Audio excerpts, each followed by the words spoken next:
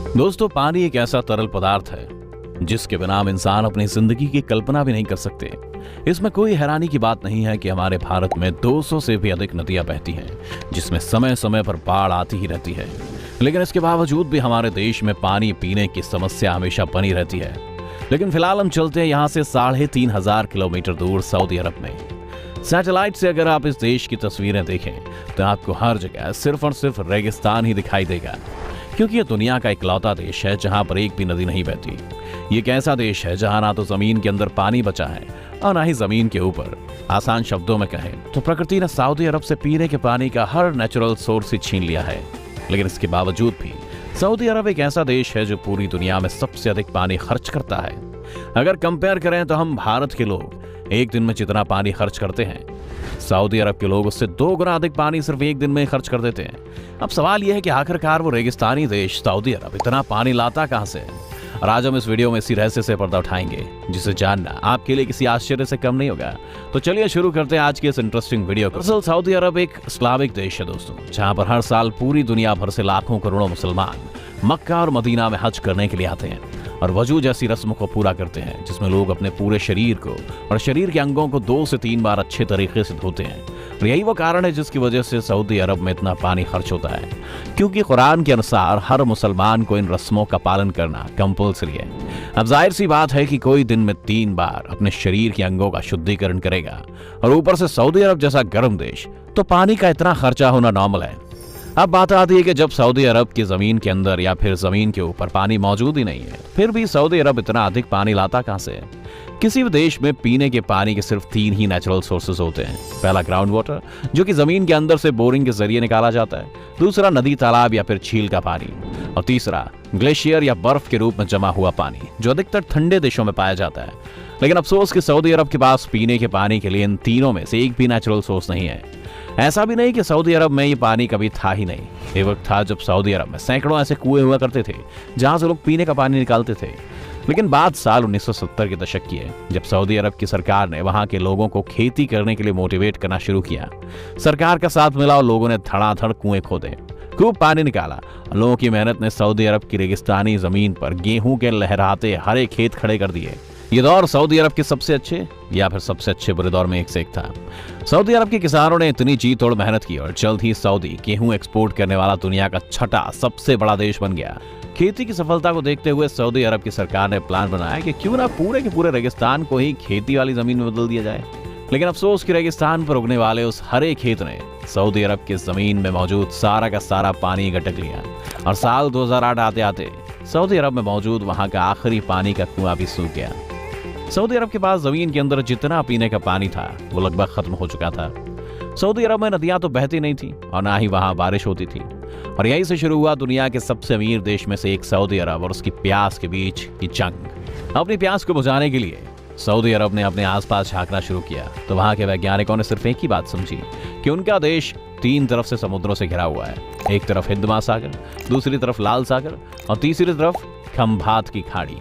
Saudi अरब को किसी भी कीमत पर पीने के लिए पानी चाहिए था, लेकिन अफसोस कि सऊदी अरब उस समुद्र के पानी को डायरेक्ट नहीं पी सकता था, क्योंकि ऐसा करना खुद के लिए मौत को दावत देने के बराबर था। अगर एक प्यासा आदमी 1 गिलास समुद्र का पानी पी ले तो उस खारे पानी की वजह से उस इंसान के शरीर में पहले से मौजूद 1 गिलास पानी भी बेकार हो जाएगा। अब सऊदी अरब के पास सिर्फ एक ही विकल्प था, कैसे भी करके समुद्र के पानी को पीने लायक बनाया जाए, कैसे भी करके समुद्र के पानी में से नमक निकालकर अपनी 4 करोड़ से भी अधिक की आबादी की प्यास बुझाई जाए। सऊदी अरब के पास समुद्र के पानी पीने लायक बनाने के लिए 2 ही तरीके थे।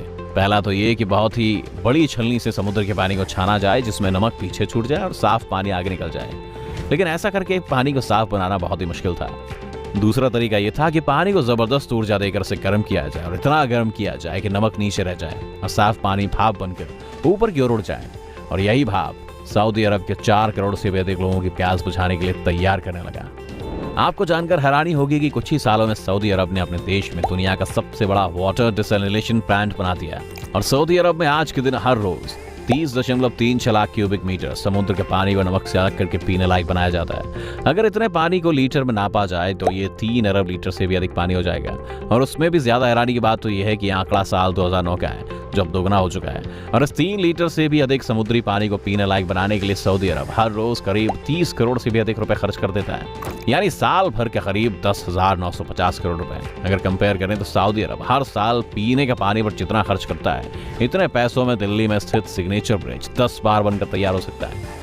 इतना महंगा पानी होने के बावजूद भी वहां के लोगों की रईसी खत्म नहीं हुई है। एक रिपोर्ट के मुताबिक सऊदी अरब के प्रति व्यक्ति पानी की खपत पूरी दुनिया में सबसे अधिक है। यहाँ हर दिन 265 लीटर पानी का इस्तेमाल होता है, जो कि यूरोपियन यूनियन के देशों से दोगुना है और एशियाई देशों से तो दोगुने से भी अधिक है। सऊदी अरब जिस समुद्र के पानी को पीने लायक बनाता है, उसका अधिकतर भाग सऊदी अरब के खेतों, वहाँ के बाथरूम और उससे भी अधिक वहाँ की मस्जिदों में मौजूद वजू जैसी परंपरा को पूरा करने में जाता है। पानी के बेतहाशा खर्चे की वजह से सऊदी अरब की हालत इतनी बिगड़ चुकी है कि वहाँ की गवर्नमेंट ने गेहूं की खेती पर हमेशा के लिए बैन लगा दिया है और अपने पानी की प्यास को बुझाने का कोई दूसरा तरीका ढूंढना शुरू कर दिया है, क्योंकि समुद्र के पानी को पीने लायक बनाने में बहुत ही अधिक पैसा और ऊर्जा खर्च होता है। भले ही आज सऊदी अरब के पास बहुत अधिक पैसा है और वो दुनिया के सबसे अमीर देशों की लिस्ट में आता है, लेकिन ये सारा पैसा सऊदी अरब को सिर्फ और सिर्फ वहाँ के कच्चे तेल की बदौलत ही मिला है, जो कि एक ना एक दिन खत्म हो जाएगा। और जिस दिन सऊदी अरब में तेल की किल्लत हुई, उसी दिन से सऊदी अरब की अमीरी भी खत्म होनी शुरू हो जाएगी। सऊदी अरब की सबसे बड़ी कमजोरी है वहाँ का मौसम, जिसका असर सीधे सऊदी अरब के ग्राउंड वाटर पर पड़ता है। ग्राउंड वाटर बिल्कुल आपके मोबाइल की बैटरी जैसा होता है, जो एक बार खत्म होता है तो फिर से रिचार्ज करने की जरूरत होती है। और ग्राउंड वाटर को रिचार्ज करने के लिए भारी बारिश की जरूरत पड़ती है, लेकिन अफसोस कि सऊदी अरब में कभी बारिश नहीं होती और कभी कभी कुदरत मेहरबान हो तो साल में 1 या 2 दिन के लिए बारिश आ जाती है। फिलहाल सऊदी अरब की गवर्नमेंट पानी की खपत को लेकर तरह तरह की प्लानिंग कर रहे हैं। वहाँ की मस्जिदों में यूज हुए पानी को टॉयलेट में और सीवेज पानी का ट्रीटमेंट करके खेती बाड़ी में इस्तेमाल करने की प्लानिंग की जा रही है। सऊदी अरब ने अगर समय रहते पानी की इस किल्लत का कोई परमानेंट सोल्यूशन नहीं निकाला तो इसमें कोई दो राय नहीं कि वहाँ की अगली जनरेशन को पानी देखने के लिए किसी म्यूजियम में जाने की जरूरत पड़ेगी। दोस्तों, आज के वक्त में पानी की समस्या सिर्फ सऊदी अरब के लोगों में नहीं, बल्कि दुनिया की कई ऐसी जगहों में मौजूद है जहां लोगों को पानी पीने के लिए नहीं मिल पाता। सऊदी अरब जैसे अमीर देश ने भले ही अपनी पानी की किल्लत को पैसे के दम पर खत्म कर दिया हो, लेकिन दुनिया में ऐसे भी लोग हैं जो पानी के महज कुछ बूंदों के लिए जिंदगी और मौत से लड़ते हैं, जिनके लिए पानी वरदान से ज्यादा शराब बनकर रह गया है। हमारे भारत के राजस्थान और महाराष्ट्र में कुछ इलाके ऐसे हैं जहां लोगों को पीने के पानी के लिए कई किलोमीटर तक पैदल चलना पड़ता है।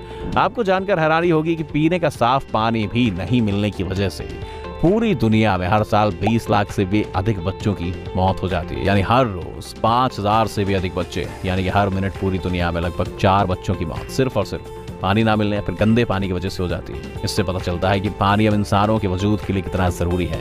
आज के वक्त में भले ही हमारे पास कितना भी पानी क्यों ना हो, हमें पानी की हर एक बूंद को हिसाब से खर्च करना चाहिए, वरना जो हालात आज सऊदी अरब के हैं, भविष्य में ऐसी हालत दुनिया के और देशों में भी हो सकती है। तो दोस्तों, ये वीडियो आपको कैसी लगी और पानी की खपत और कमी को लेकर आप क्या सोचते हैं, आप अपनी राय हमें कमेंट बॉक्स में जरूर बताइएगा। वीडियो